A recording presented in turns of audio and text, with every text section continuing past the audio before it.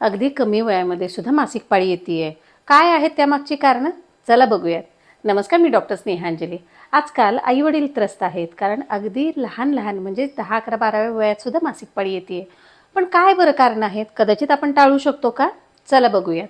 सगळ्यात महत्त्वाचं कारण आहे, लहान मुलांमध्ये सुद्धा ओबेसिटीचं प्रमाण वाढत आहे. ओबेसिटी कारण काय आहेत? आपल्या घरामध्ये खाण्यापिण्याची सुविधा असते, आहाराचं नॉलेज असतं आणि खूप वेळेला या गोष्टीमुळे लेप्टिन नावाचं एक हॉर्मोन स्टिम्युलेट होतं. हे लेप्टिन HP ॲक्सिसला स्टिम्युलेट करतं आणि मासिक पाळी मात्र लवकर येते. दुसरं महत्त्वाचं कारण आहे एक्सेसिव्ह यूज ऑफ प्लास्टिक.